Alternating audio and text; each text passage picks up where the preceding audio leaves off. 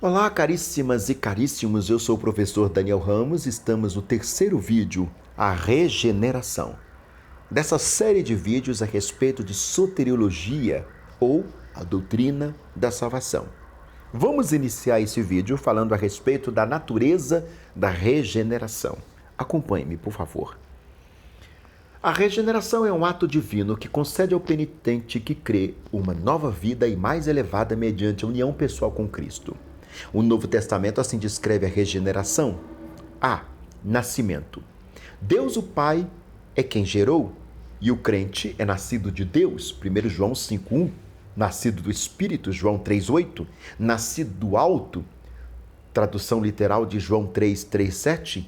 Esses termos referem-se ao ato da graça criadora que faz do crente um filho de Deus. B. Purificação.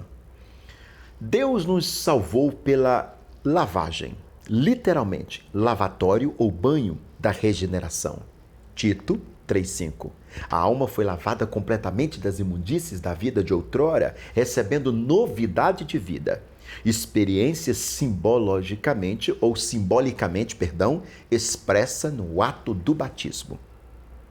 Atos, capítulo 22, verso 16. C. Vivificação. Somos salvos não somente pela lavagem da regeneração, mas também pela renovação do Espírito Santo. Tito 3,5. Confere também Colossenses 3,10, Romanos 12,2, Efésios 4,23, Salmos 51,10. A essência da regeneração é uma prova viva, ou prova de vida, ou nova vida concedida por Deus Pai, mediante Jesus Cristo e pela operação do Espírito Santo. D. Criação. Aquele que criou o homem no princípio e soprou em suas narinas o fôlego divino, recria pela operação do Espírito Santo. 2 Coríntios 5,17, Efésios 2,10, Gálatas 6,15, Efésios 4,24 e Gênesis 2,7. O resultado prático é uma transformação radical de uma pessoa em sua natureza, seu caráter, desejos e propósitos. E ressurreição.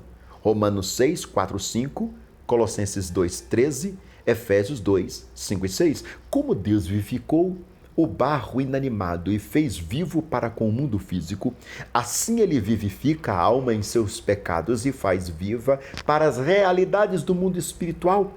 Esse fato de ressurreição espiritual é simbolizado pelo batismo nas águas. A regeneração é a grande mudança que Deus opera na alma quando a vivifica, quando ele a levanta da morte do pecado para a vida de justiça. Isso é uma abre e fecha aspas de John Wesley.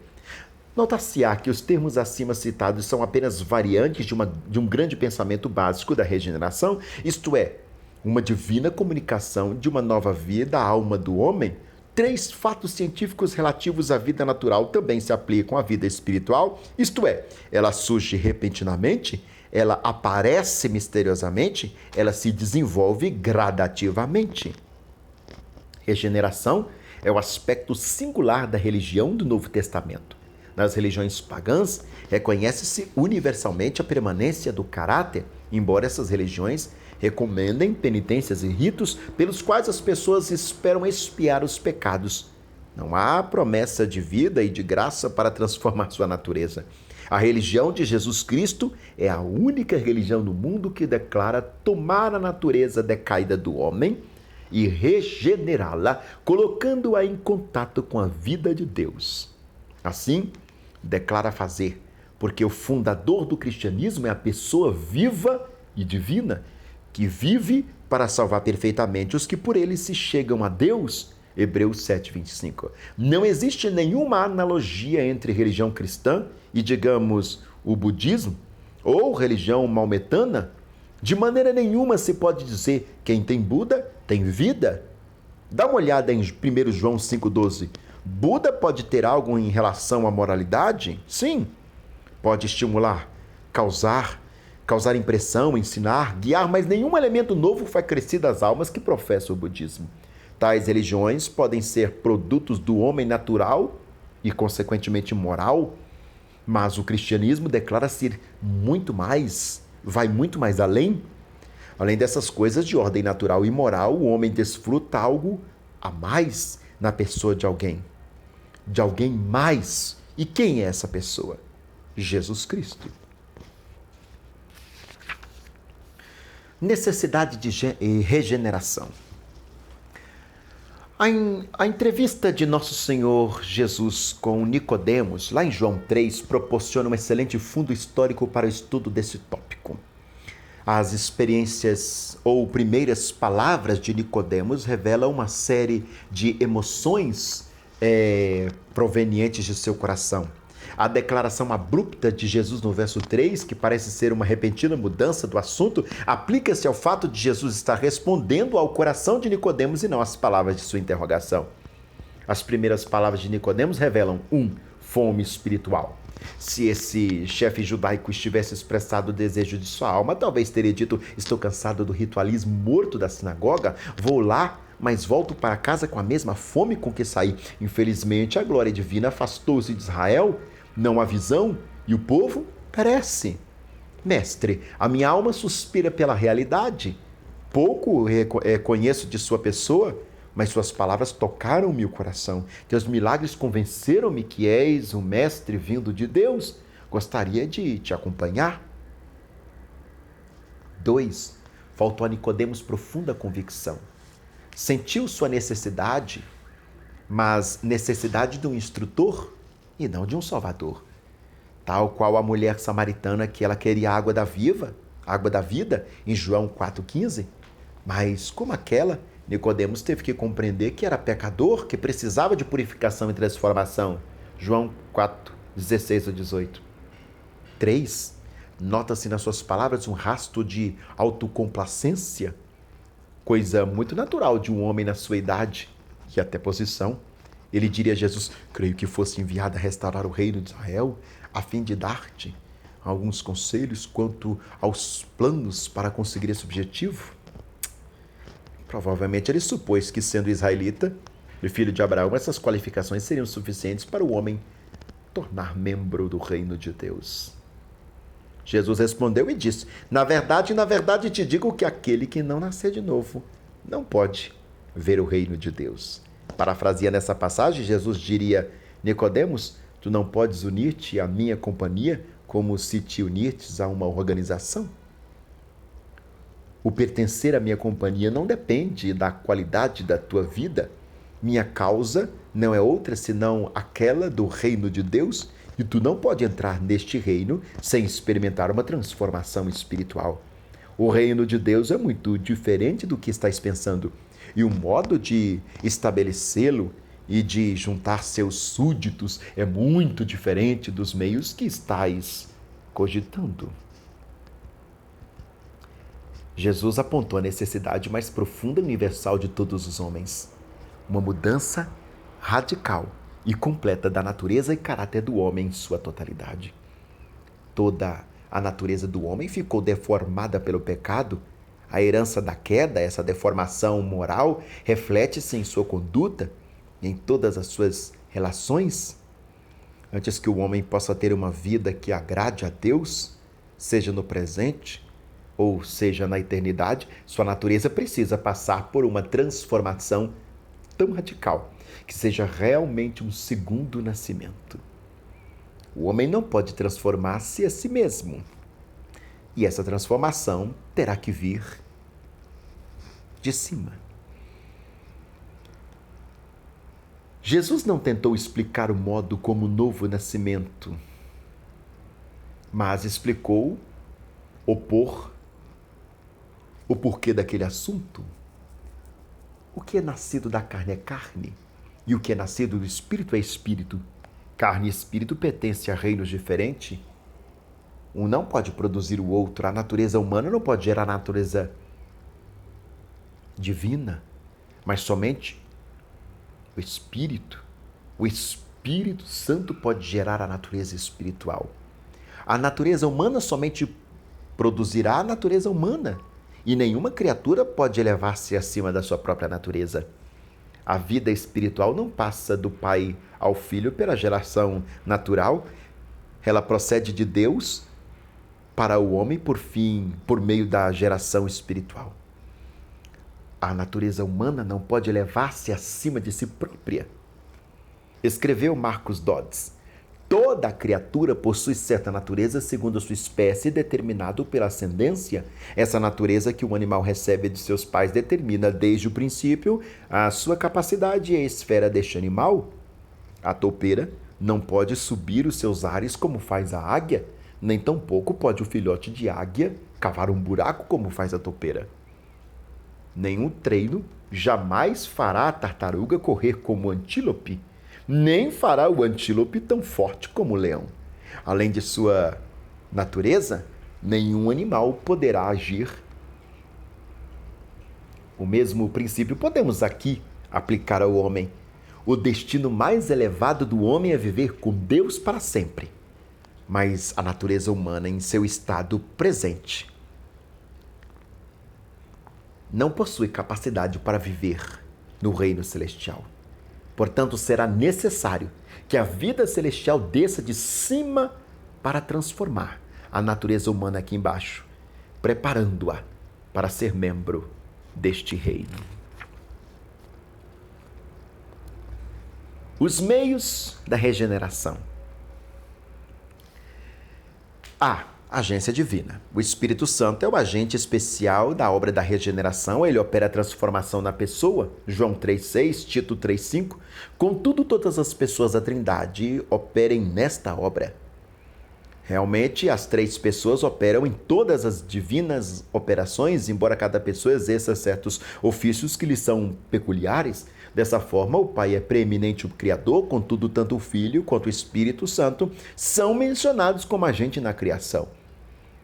O Pai gera, Tiago 1,18, e no Evangelho de João, o Filho é apresentado como o doador da vida. Observa lá o capítulo 5 e 6.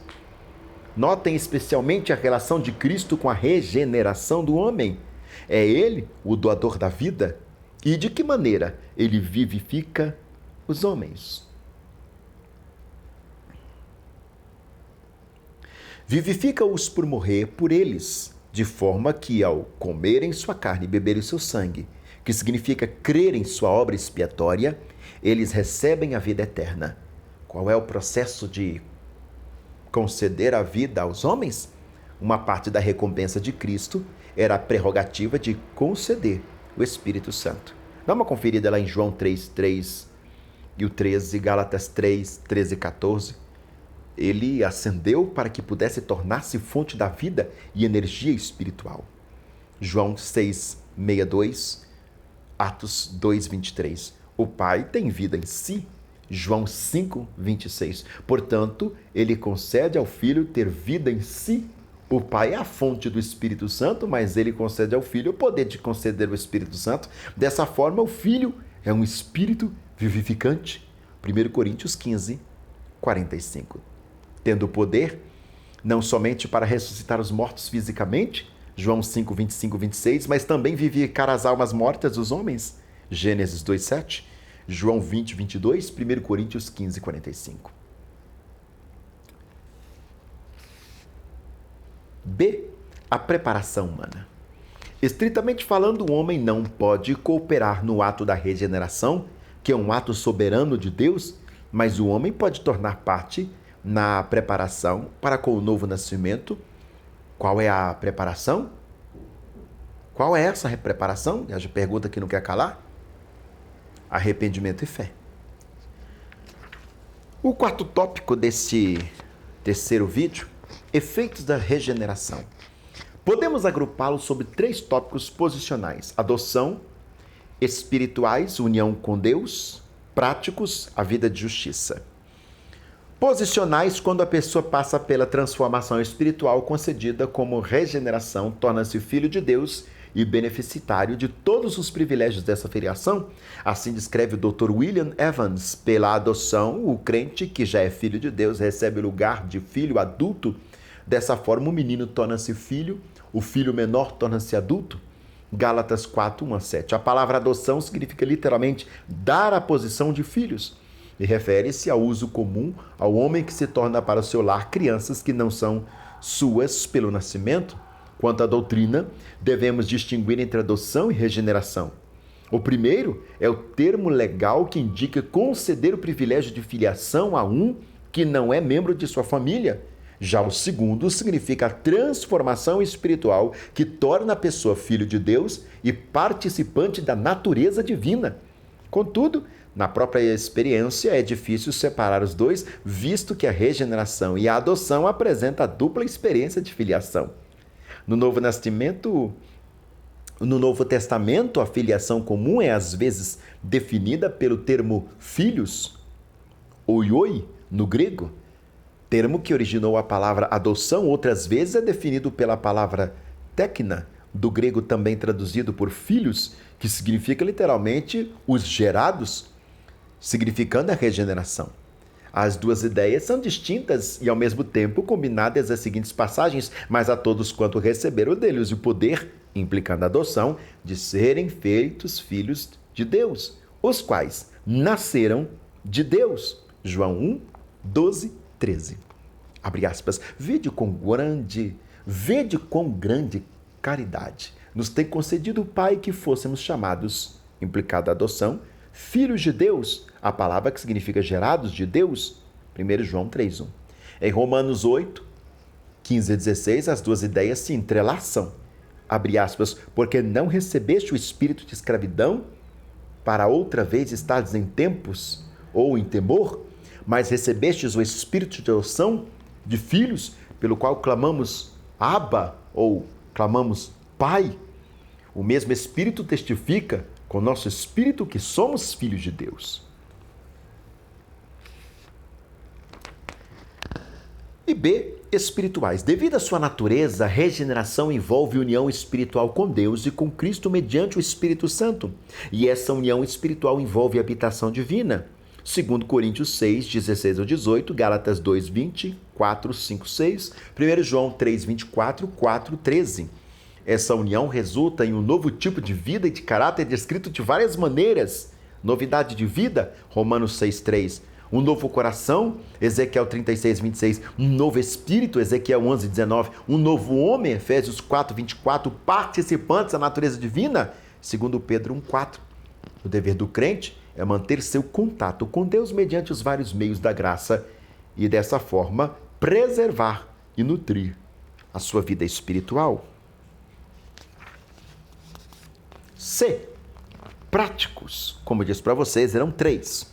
A pessoa nascida de Deus demonstrará esse fato pelo ódio que tem ao pecado. 1 João 3, 9, 5, 18.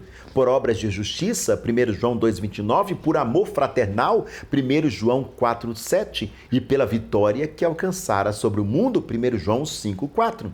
Devemos evitar esses dois extremos. Primeiro, estabelecer um padrão tão baixo que a regeneração se torna uma questão de reforma natural. E segundo, estabelecer um padrão elevado demais que não leve em conta as fraquezas dos crentes.